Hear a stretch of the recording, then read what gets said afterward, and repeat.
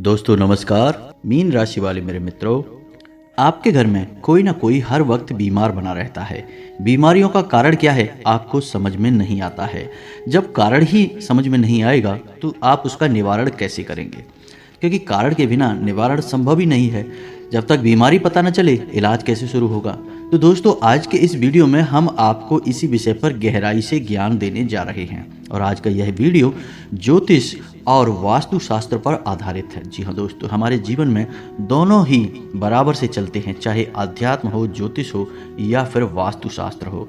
हमारे जीवन में सबका अपना विशेष महत्व है और सबकी अनिवार्यता है। यानी कुछ बातें ऐसी होती हैं जो हमें माननी ही पड़ती हैं, ना मानने पर हमारे जीवन में तकलीफें आती हैं। तो वास्तु क्या कहता है और आपके घर में जो बीमारियां हैं, खास तौर से, वैसे तो कई और भी समस्याएं हैं, लेकिन हम आज के इस वीडियो में उन समस्याओं के विषय में बात नहीं करेंगे।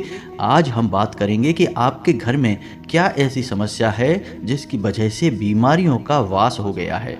कोई ना कोई लगातार बीमार रहता है। अब बीमार बेशक घर के अलग अलग लोग रह सकते हैं, लेकिन समस्या यह है कि पैसा तो एक ही स्थान से जाना है। यानी किसी एक ही व्यक्ति का पैसा बार बार खर्च हो रहा है। कारण किसी की भी बीमारी हो सकती है।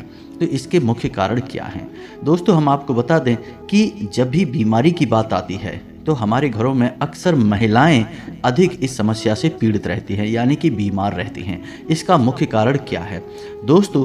कोई भी समस्या आपके जीवन में आएगी, उसका मुख्य कारण केवल नकारात्मक ऊर्जा होगी।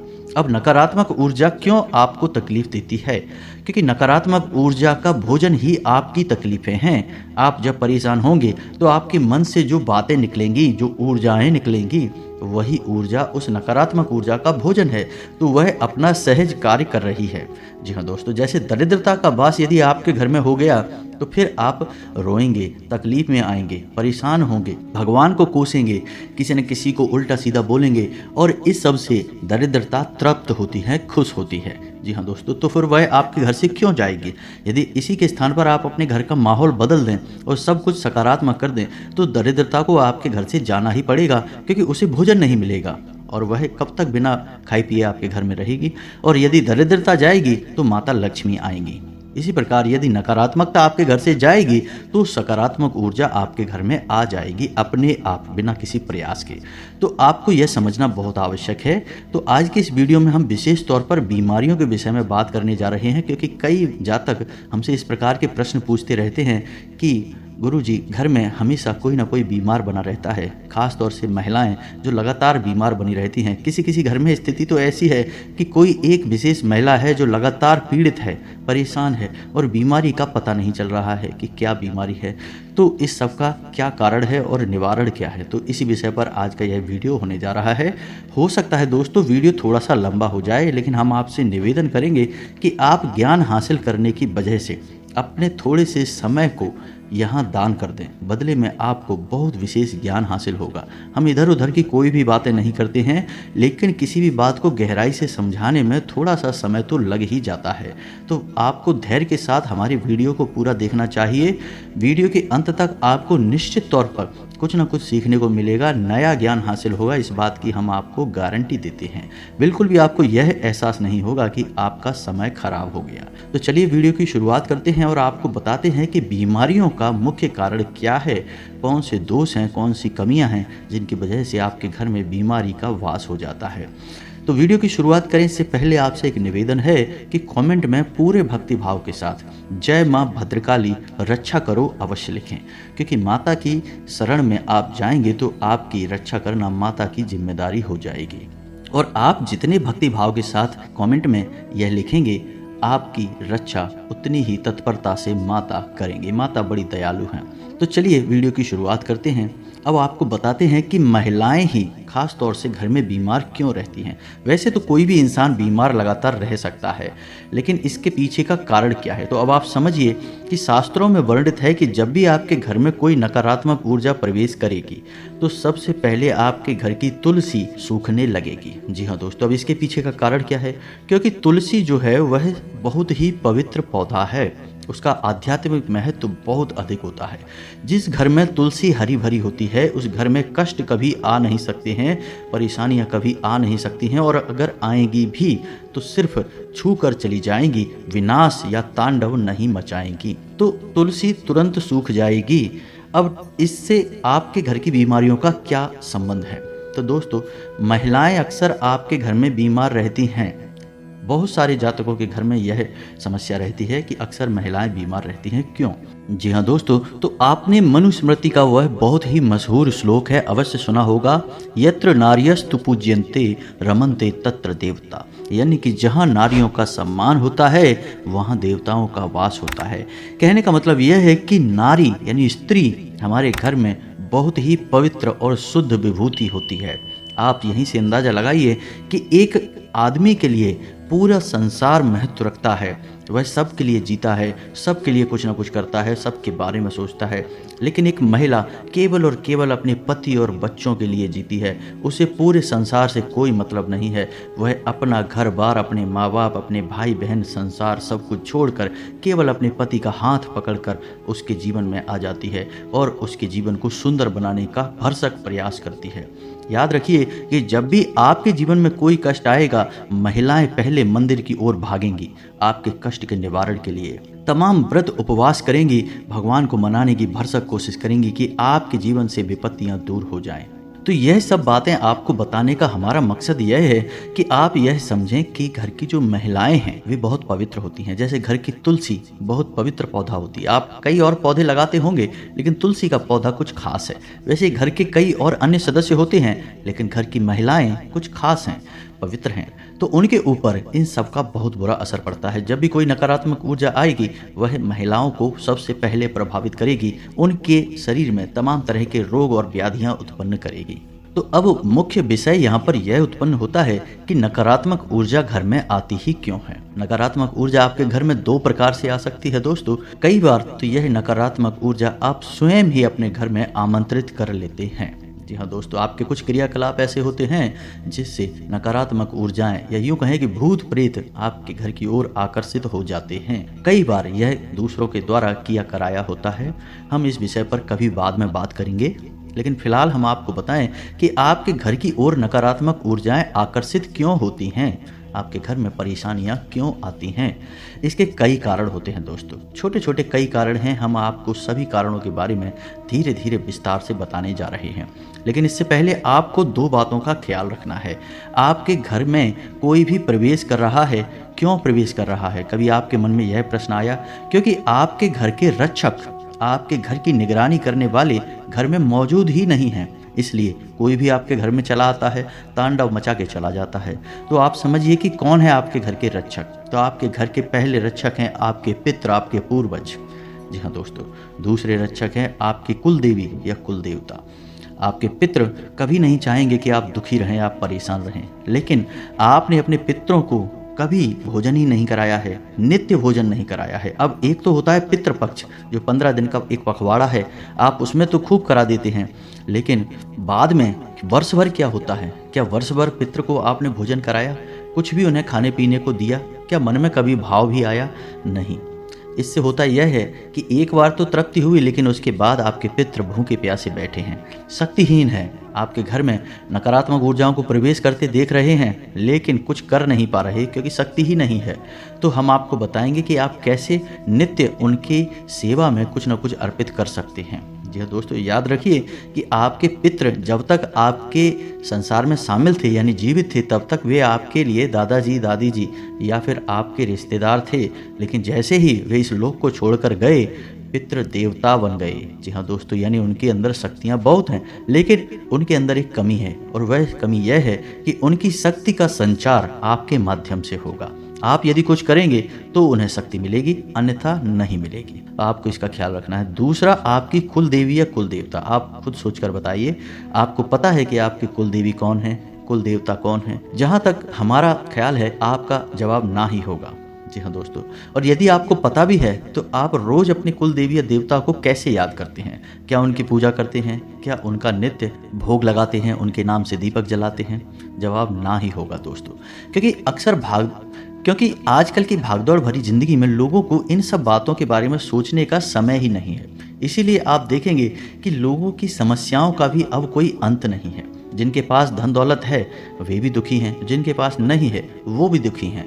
समस्याएं अंतहीन हैं, जीवन नर्क बन चुके हैं, क्योंकि लोग अपनी जड़ों से दूर हो चुके हैं दोस्तों। तो आपको जड़ों तक आना होगा, समस्या का मूल वहीं पर है। तो कुछ बातें हैं जो हम जल्दी जल्दी से आपको बताएंगे, क्योंकि लोग अक्सर कहते हैं कि आपके वीडियो लंबे हो जाते हैं, लेकिन हम आपको विस्तार से ज्ञान देते हैं, इधर उधर की फालतू बातों में समय खराब नहीं करते हैं, इसलिए हो सकता है वीडियो लंबे हो जाते हों। तो चलिए दोस्तों आपको बताते हैं। पहला कि जो भी इंसान आपके घर में दो दिशाओं में पैर करके सोएगा हमेशा बीमार रहेगा और धन से विहीन रहेगा। पहली दिशा पूर्व दिशा, कभी भी पूर्व दिशा की ओर पैर करके नहीं सोना है। जो इंसान पूर्व दिशा में पैर करके सोएगा हमेशा पैसे रुपए के लिए परेशान रहेगा। दूसरा दक्षिण दिशा, जो भी इंसान दक्षिण दिशा की ओर पैर करके सोएगा हमेशा बीमार रहेगा, नकारात्मक शक्तियों को आकर्षित करेगा। तो यदि आपकी सोने की व्यवस्था कुछ इस प्रकार की है कि आप कहीं भी कैसे भी सो जाते हैं तो इसे आप बदलें और हमारे कहे अनुसार आपको अपना सिर या तो पूर्व दिशा की ओर या फिर दक्षिण दिशा की ओर करके ही सोना है। आप देखेंगे कि बदलाव आने शुरू हो जाएंगे। दोस्तों रातों रात चमत्कार तो कुछ भी नहीं है, चमत्कार जैसा इस संसार में कुछ भी नहीं है, लेकिन धीरे धीरे बदलाव आते हैं, यह बात निश्चित है। अब यहाँ पर भी कोई कहेगा कि चमत्कार कैसे नहीं होते, होते तो हैं चमत्कार। हाँ होते होंगे चमत्कार। एक उदाहरण समझिए कि एक इंसान ने एक आम का छोटा सा पौधा लगाया और दूसरे इंसान ने उसे पौधा लगाते हुए देखा। फिर 15 या 20 सालों तक दोनों लोगों की बिल्कुल भी मुलाकात नहीं हुई। 20 साल के बाद अचानक वह इंसान उस इंसान से मिलने आया जिसने पौधा लगाया था और उस पौधे को देखकर चौंक गया, क्योंकि उस पौधे में तो फल लगे थे। वह पौधा अब वृक्ष बन चुका था। तो क्या यह चमत्कार है? लेकिन लगेगा चमत्कार जैसा ही। तो वह इंसान जब मिलेगा उससे तो क्या कहेगा, अरे वाह इसमें तो बड़े बड़े फल लगे हैं, ये तो चमत्कार हो गया। तो देखने में पहली नज़र में यह चमत्कार ही है, लेकिन चमत्कार नहीं है, इसमें भी समय लगा है। जी हाँ दोस्तों, तो यह देखने का नज़रिया है। आपके जीवन में भी बदलाव आएंगे, दूसरों को बाद में भी चमत्कार जैसे ही लगेंगे, लेकिन आपका दिल जानता है कि कोई चमत्कार नहीं है। धीरे धीरे बदलाव की एक प्रक्रिया है, समय लगता ही है। जी हाँ दोस्तों, तो अब आपको ध्यान देना है कि आपके घर में क्या क्या आपको बदलाव करने हैं, कहाँ समस्याएं हैं, सभी बातें आपको विस्तार से बताने जा रहे हैं। पहला, आपके घर का ब्रह्म स्थान, यानी कि आपके घर का आंगन। जी हाँ दोस्तों, इसे ब्रह्म स्थान कहते हैं। इसे हमेशा खाली रखें, इसमें कोई भी भारी सामान न रखें और कोई ना कोई हरा भरा पौधा, यदि हो सके तो तुलसी का पौधा ब्रह्म स्थान में अवश्य लगाएं। पवित्रता आपके घर में भर जाएगी।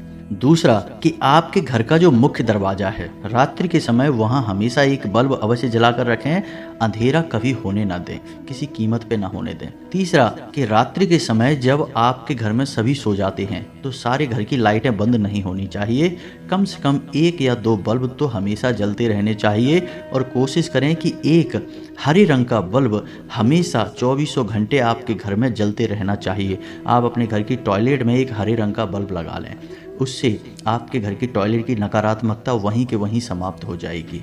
यह बल्ब 24 घंटे लगातार जलते रहना चाहिए। 0 वाट का एक बल्ब लगा लें दोस्तों। अब आपके घर की जो दक्षिण दिशा है वहाँ कोई भी दरवाज़ा, कोई भी खिड़की, कोई भी बरामदा या बालकनी खुली नहीं होनी चाहिए, क्योंकि दक्षिण दिशा यम की दिशा होती है। यदि इस दिशा में आपके घर का कोई खिड़की, दरवाजा या कोई भी खुला भाग है, यहाँ तक कि रोशनदान तक भी यदि खुला हुआ है तो आपको उसे बंद कर देना चाहिए, क्योंकि इस दिशा में यदि कुछ भी खुला भाग है तो यह यम की दिशा है, यानी मृत्यु की दिशा है। तो आपके घर में विनाश लीला तो तय है। जी हाँ दोस्तों, बीमारियां तो आएगी ही, आर्थिक तंगी तो आएगी ही, और यह कोई छोटी मोटी विनाश लीला नहीं है, इसके परिणाम बहुत भयानक हैं। और यहाँ तक भी देखा गया है कि कई परिस्थितियों में तो मृत्यु तक होती है घरों में, और लगातार एक सिलसिला सा चलता रहता है, और महिलाओं की ही मृत्यु होती है। अभी कुछ दिन पहले हम अपने एक जानने वाले से मिले थे तो उनके घर में लगातार 3 महिलाओं की मृत्यु हुई है। जी हाँ दोस्तों, और आज के समय में कोई भी महिला नहीं बची जो उनके घर का रखरखाव कर सके, सिर्फ पुरुष ही बाकी रह गए हैं। और कारण केवल एक ही है कि उनके घर का मुख्य दरवाजा दक्षिण दिशा की ओर खुलता है। तो अब ऐसे में कुछ लोग यह कहेंगे कि अब हमारे घर का मुख्य दरवाजा यदि दक्षिण दिशा की ओर खुलता है तो अब इसका क्या तोड़ है, ऐसे में क्या कर सकते हैं। तो दोस्तों इसका तोड़ केवल इतना सा है कि आपको क्या करना है, एक दीपक अपने पितृ, क्योंकि दक्षिण दिशा जो है वह पितरों की दिशा भी है, तो आपको शाम के समय एक दीपक अपने पितृ पूर्वजों के नाम से अवश्य ही अपने घर के दक्षिण दिशा में रखना है। जी हाँ दोस्तों, आप चाहें तो उसे अपने घर की दहलीज पर भी रख सकते हैं। जी हाँ दोस्तों, मिट्टी का दीपक होना चाहिए और गाय के घी से जलना चाहिए। आप रोज एक दीपक रखेंगे, नकारात्मकता आपके घर में नहीं आएगी, क्योंकि अब आपके पितृ बलिष्ठ होने लगेंगे। दूसरी बात कि आप जब भी रोटी बनवाएं, यानी महिलाओं को बताएं कि पहला काम कि बिना नहाए अपने घर की किचन में प्रवेश न करें। दूसरा कि जब भी रोटी बनाए तो बचे हुए आटे को कभी भी अपने घर में रखें नहीं, यानी कि जो माड़ा हुआ बचा हुआ आटा है उसे फ्रिज में ना रखें, उसकी एक एक्स्ट्रा में रोटी बनाकर और कुत्ते को खिला दें। पहली रोटी गाय की और आखिरी रोटी कुत्ते की होनी चाहिए। इससे आपके पितृ मजबूत होंगे, और अगर पितृ मजबूत होंगे तो बेशक आपके घर का दरवाजा दक्षिण दिशा में खुलता है, कोई नकारात्मक ऊर्जा आपके घर में नहीं आएगी, क्योंकि पितृ आपकी रक्षा में खड़े रहेंगे। साथ ही साथ आपको एक दीपक अपनी कुलदेवी या कुल देवता को याद करते हुए अवश्य जलाना चाहिए। यदि आपको पता नहीं है कि आपके कुल देवी या देवता कौन है, क्योंकि कई लोगों की यह समस्या है कि उन्हें पता ही नहीं है कि उनके कुल देवता कौन है, कुल देवी कौन है, क्योंकि कई पीढ़ियों से पूजा पाठ ही बंद हो चुकी है कुल देवी की। तो यदि आपको पता नहीं है तो आप कमेंट करके बताएं, हम आपके लिए एक वीडियो में यह बता देंगे कि कैसे पता करें कि आपकी कुल देवी कौन है। बहुत ही शक्तिशाली उपाय है, 7 दिनों का उपाय है, हम आपको बता देंगे। तो आप उस उपाय के माध्यम से अपनी कुलदेवी या देवता का पता लगा सकते हैं। जी हाँ दोस्तों, फिर आप उनकी पूजा पाठ करेंगे। जब कुल देवी आपकी रक्षा में खड़ी हैं, आपके पितृ देवता आपकी रक्षा में खड़े हैं, फिर कोई नकारात्मक ऊर्जा आपके घर में प्रवेश कर ही नहीं पाएगी। यदि आपके पितृ बलिष्ठ हैं, शक्तिशाली हैं, कुल देवता की लगातार पूजा होती है, तो कोई कितना ही बड़ा तांत्रिक क्रिया क्यों न करा दे आपके ऊपर, आपके घर में प्रवेश नहीं कर पाएगी। आपका घर वास्तविकता में मंदिर का स्वरूप बन जाएगा। इसीलिए तो कहा जाता है घर एक मंदिर है। अब एक गलती और है कि आप अपने घर के पूजा घर को देखें कि आपके घर का पूजा घर कुछ इस प्रकार से व्यवस्थित तो नहीं है कि आप जब पूजा करने बैठते हैं तो आपका मुख दक्षिण दिशा की ओर हो जाता है। आपको यह देखना होगा। यदि ऐसा है तो आप अपने पूजा घर की दिशा बदलें। पूजा घर की पीठ पूर्व दिशा की ओर होनी चाहिए। तो अब ऐसे में यह होगा कि जब भी आप अपनी पूजा घर की तरफ मुख करके बैठेंगे तो वह पूर्व दिशा होगी। जी हाँ दोस्तों, पूजा घर के लिए सर्वोत्तम दिशा पूर्व दिशा होती है या फिर उत्तर पूर्व दिशा यानी ईशान कोण होता है। इसे भगवान का कोण कहा जाता है। तो आप इस दिशा में ही मुख करके पूजा करने बैठें और अपने पूजा घर का जो पीठ है वह आपकी इसी दिशा में होनी चाहिए। पश्चिम दिशा में भी यदि आप मुख करके बैठते हैं तो इसके भी नकारात्मक परिणाम हैं, कम हैं, आंशिक हैं, लेकिन हैं अवश्य। अब आपको यह भी देखना है कि आपके घर का जो मुख्य दरवाजा है ठीक उसके सामने कोई भारी भरकम सामान तो नहीं है, जैसे कोई बड़ी पानी की टंकी, जैसे कोई भारी भरकम सामान या फिर कोई खंभा, कोई ऐसी चीज़ तो नहीं है जो आपके घर के दरवाजे यानी मुख्य दरवाजे के ठीक सामने दिखाई देती है। इसका भी बहुत बुरा नकारात्मक प्रभाव है। यदि कोई पेड़ है तो कोई समस्या नहीं है, तो बहुत अच्छी बात है। यह पॉजिटिव एनर्जी को यानी सकारात्मक ऊर्जा को लेकर आएगा। लेकिन कोई निर्जीव वस्तु है तो आप उसे हटवाने का प्रयास करें, जल्दी से जल्दी हटवाएं। यह आपके घर में नकारात्मकता को ला रहा है। अब अंत में सबसे महत्वपूर्ण बात कि आपके घर का जो ईशान कोण है उसकी क्या स्थिति है। ईशान कोण यानी कि उत्तर पूर्व, हम अभी आपको बता चुके हैं, यह भगवान का कोना होता है। क्या उत्तर पूर्व में टॉयलेट तो नहीं है, लेट तो नहीं है, या फिर डस्टबिन, कूड़ादान, या फिर कोई भारी सामान तो नहीं है? यदि है तो इसे तुरंत हटवा दें, इसका कोई तोड़ नहीं है। आपको अपने घर का ईशान कोण खाली रखना होगा, साफ सुथरा रखना होगा और अपने घर के ईशान कोण में हरे भरे पौधे अवश्य ही लगाने होंगे। तो कोई फूल वाला हरा भरा पौधा लगा सकते हैं। अब ऐसे में होता यह है कि आपने पौधा लगाया फूल वाला, लेकिन उस पौधे में कांटे भी हैं, तो ऐसा पौधा नहीं लगाना है, क्योंकि कांटे नकारात्मकता को आकर्षित करते हैं। दोस्तों, सुनने में ये बातें थोड़ी सी अजीब लग सकती हैं, लेकिन इनका प्रभाव है। आप यकीन मानिए, आप करके देखिए। तो कोई भी ऐसा फूल वाला पौधा नहीं लगाएंगे जिसमें कांटे हों, कांटेदार कोई भी पौधा नहीं लगाएंगे। इसी के साथ साथ आपको एक छोटी सी आदत और अपनानी होगी कि अपने दिन का कुछ समय, खास तौर से सुबह का समय, घर के ईशान कोण में थोड़ा सा बिताया करिए। जी हाँ दोस्तों, वहाँ सकारात्मक ऊर्जा का भंडार है, वहाँ स्वयं भगवान वास कर रहे हैं, ये बात आप मान के रखिए। तो आपको थोड़ा सा समय यानी 10 से 15 मिनट का समय अपने घर के ईशान कोण में बिताना होगा। इससे आपका स्वयं का तेजस यानी आपका स्वयं का ऊर्जा क्षेत्र मजबूत होगा और आपका मस्तिष्क भी शक्तिशाली होगा, ऊर्जावान होगा। अब इसी के साथ साथ आपको छोटी छोटी कुछ और बातें हैं जिनका ख्याल रखना होगा। आपके घर की किचन, अब आपके घर की जो किचन है, जहाँ खाना बनता है, जहाँ से संपूर्ण घर को ऊर्जा प्राप्त होती है, घर के सदस्यों को, तो ऐसे स्थान को कैसा होना चाहिए आप खुद विचार करके देखिए। पवित्र होना चाहिए। माता अन्नपूर्णा का वास होता है हमारे घर की किचन में। तो महिलाएं यदि बिना स्नान किए या जूते चप्पल पहने कोई व्यक्ति आपके घर की किचन में जा रहा है तो यह माता अन्नपूर्णा का अपमान माना जाता है। ऐसे में भी घर में बीमारियां आने लगती हैं, आपसी क्लेश होने लगता है, मानसिकता दूषित होने लगती है। जैसा आहार वैसा ही विहार। तो आपको अपने घर की किचन की पवित्रता का विशेष ख्याल रखना चाहिए। किचन में हर वक्त जूठे बर्तन नहीं होने चाहिए। साथ ही साथ शाम के समय अपने घर की किचन में जो पानी का बर्तन है या जो भी व्यवस्था है आपके घर में पानी पीने की, उसके ऊपर एक दीपक अवश्य जलाया जाना चाहिए। यह माता अन्नपूर्णा का सम्मान है और आप इस क्रिया को करके देखें, आपके घर में रोग रह नहीं सकते किसी भी कीमत में। और जो भी भोजन आपके घर में तैयार होगा उसके बाद वह भोजन केवल और केवल सकारात्मक ऊर्जा को उत्पन्न करेगा। और शाम के समय जब आपके घर की किचन में भोजन आदि व्यवस्था संपूर्ण समाप्त हो जाए, सब लोग खा पी लें, उसके बाद जो पोंछा लगेगा उस पोंछे में पानी में थोड़ा सा नमक अवश्य मिला लें। जी हाँ दोस्तों, इससे कोई भी नकारात्मकता आपकी किचन में आएगी नहीं। थोड़ा सा गंगा जल का छिड़काव कर लें। आपके घर की महिलाएं ऐसा करके जब आपके घर की किचन को छोड़ेंगी तो देखना आपके घर में चमत्कार होने लगेंगे, बीमारियां भागने लगेंगी और आपके घर में सुख समृद्धि आने लगेगी। स्वयं माता लक्ष्मी आपके घर में प्रवेश कर जाएंगी।